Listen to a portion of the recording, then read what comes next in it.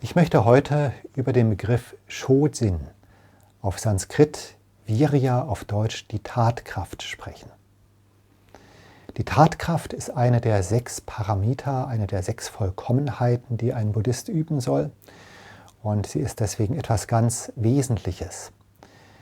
Shojin ist auf Japanisch ein fast schon etwas altertümliches Wort.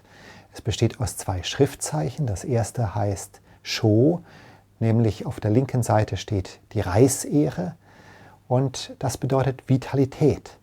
Vitalität ist das, was man bekommt, wenn man kräftigen Reis isst. Shin bedeutet voranschreiten, also heißt Shojin ganz wörtlich übersetzt energisch voranschreiten.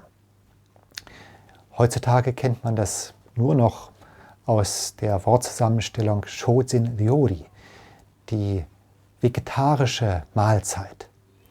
Das ist ursprünglich das Essen, das die Mönche in den Klöstern essen, beziehungsweise das fromme Buddhisten an Feiertagen gegessen haben, um eine besondere Tatkraft auszudrücken, dadurch, dass man eben auf Fleisch und Fisch verzichtet.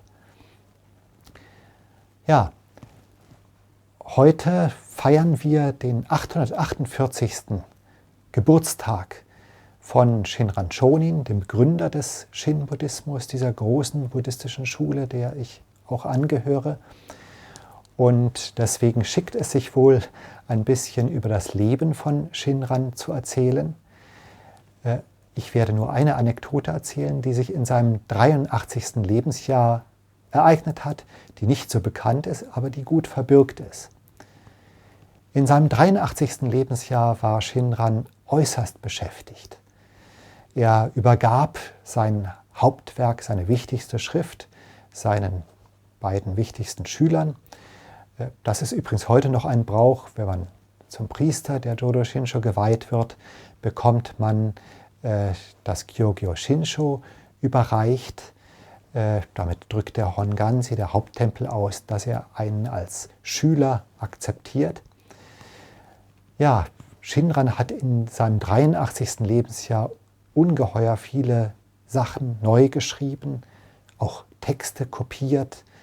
Er hat das Myogo, also die Schriftzeichen des Namens von Amida, mehrfach kalligrafiert und an Anhänger in Ostjapan geschickt. Also es war ein höchst arbeitsreiches Jahr für Shinran. Und im Oktober hat ihn dann ein Unglück getroffen, und zwar seine Wohnung brannte ab. Also man kann sich kaum vorstellen, was das für einen Menschen im 83. Lebensjahr und auch noch im 13. Jahrhundert bedeutete, wenn er plötzlich wieder vor dem Nichts stand, wenn er alles verliert. Und ich nehme mal an, dass sehr viel von seinem Eigentum verloren gegangen ist. Er musste dann umziehen zu seinem Bruder, der betrieb einen buddhistischen Tempel. Und dort hat er dann seine letzten Lebensjahre verbracht. Aber 5 Tage nach diesem Ereignis des Brandes hat er schon wieder den nächsten Brief an irgendeinen Schüler geschrieben. Es ist so, als ob sein Arbeitsalltag nicht unterbrochen worden wäre. Er hat einfach weitergemacht.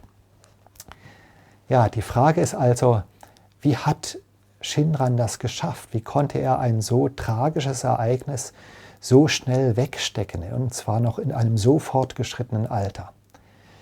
Ich glaube einfach, dass Shinran einen ungeheuren Lebenssinn gespürt hat. Er war überzeugt, dass das, was er tut, genau das Richtige für ihn ist. Das wollte er machen. Das war der Sinn seines Lebens. Er wollte den Menschen den Buddhismus erklären. Er wollte die Nembutsu-Lehre, also warum man den Buddha Amida und wie man ihn anruft, erklären. Und das hat er in seinen letzten 20, 30 Lebensjahren dann auch in Kyoto voll und ganz gemacht. In dieser Aufgabe ist er aufgegangen. Also was steckt hinter der Tatkraft? Zunächst einmal die Überzeugung, dass das, was man tut, einen Sinn hat. Also es muss eine gewisse Zielüberzeugung dahinter stecken. Wenn wir nur tätig sind, wenn wir alle möglichen Dinge tun, dann können wir auch hin und her irren und hin und her laufen. Wir sind dann sehr beschäftigt, aber wir sind nicht tatkräftig. Wir erreichen am Ende auch nichts. Also man braucht eine Sinnvorstellung. Und das Zweite, was zur Tatkraft dazugehört, ist, dass man eine gewisse Prioritätenliste hat. Natürlich tun wir in unserem Leben verschiedene Dinge. Jeder Tagesablauf enthält ein unterschiedliches Programm und das gehört nicht nur in eine Kategorie, sondern in viele Tätigkeitskategorien. Wir brauchen also eine Prioritätenliste. Was ist wichtig und was ist weniger wichtig? Was tun wir zuerst, was tun wir später? Ich denke, eine Prioritätenliste könnte sein, dass wir zum Beispiel uns überlegen, ja, was ist für uns im Leben entscheidend? Was wollen wir erreichen im Leben, im letzten Sinne auch? Aber zunächst einmal, welche Bereiche unseres Lebens sind wichtig? Da könnte zum Beispiel als wichtigster Bereich mal die Familie stehen. Wir wollen auf unseren engsten Familienkreis natürlich nicht verzichten. Dann die Arbeit. Natürlich muss man seine Arbeit gründlich erledigen. Das gehört ganz dazu. Dann der Freundeskreis, dann vielleicht soziale Tätigkeiten und so weiter. Und all das wird in einer unterschiedlichen Priorität von uns betrieben. Man muss sich das vorstellen wie eine Pyramide, wie eine Stufenpyramide. Also das Wichtigste ist unser engster Bereich, die Familie wollen wir auf keinen Fall vernachlässigen. Dann kommt die Arbeit, dann kommt der Freundeskreis, die sozialen Dinge, die man tut und so weiter. Ja, wenn man die Pyramide so baut, dass man dem Wichtigsten den Vorrang gibt und allem anderen sozusagen immer einen immer geringeren Rang, so möchte ich mal sagen, dann wird man sein Leben sehr stabil bauen. Die Pyramide ist die stabilste Bauform. Aber wenn man Dinge plötzlich priorisiert, die nicht so wichtig sind, dann kommt das ganze Leben in ein Ungleichgewicht. Manchmal kommen ja die Leute an und sagen, ja, kannst du nicht noch das machen? Und dann sagt man zu, obwohl es vielleicht gar nicht so auf der eigenen Prioritätenliste ist. Man sagt nur zu, weil man eben den anderen einen kleinen Gefallen tun will oder sonst etwas, weil man vielleicht irgendwie ein Stück Anerkennung sich davon erhofft und so weiter. Dann kommt die nächste Aufgabe und nach verliert die Pyramide ihre Form. Plötzlich ist sozusagen etwas ganz Unwichtiges ganz nach oben gerückt. Also dann steht die Pyramide sozusagen auf einer ganz kleinen Basis und dann kommt das nächste Teil und unser Leben kommt ins Ungleichgewicht. Und wir spüren dann oft auch Stress. Also wie entsteht Stress? Ich glaube, es liegt an unserem Denken.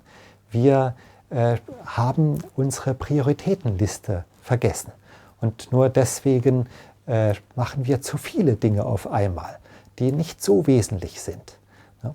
Also priorisieren ist ganz wichtig. Wenn man jetzt nach der allerhöchsten Priorität fragt im Leben, jetzt mal ganz buddhistisch gesprochen, worauf kommt es im Leben letztendlich an? Dann wird der Buddhist natürlich antworten auf den Dharma, auf die buddhistische Lehre.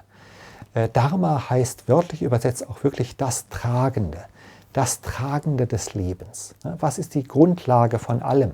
Man kann sich immer fragen, was ist mir wichtig, selbst innerhalb der familiären Beziehungen, was ist wichtig innerhalb der Arbeit und so weiter. Also man kann selbst diese Bereiche noch einmal durchleuchten und sich fragen, was ist das Entscheidende am Entscheidenden? Und das wird dann zu einer religiösen Frage. Da ist dann der Buddhismus gefragt. Also das Letztendliche ist dann der Dharma. Ja, kehren wir zurück zu Shinran Shonin. Shinran Shonin hat die Frage natürlich ganz klar für sich beantwortet. Für ihn war das Dharma das Tragende in seinem Leben. Er hat es voll und ganz gelebt. Er hat sein Leben dafür geopfert. Deswegen können wir heute noch dankbar sein und dankbar an ihn zurückdenken. Und deswegen möchte ich noch einmal ein Namo Amida Butsu sprechen, so wie es Shinran uns geraten hat. Also Namandabo, Namandabo, Namandabo.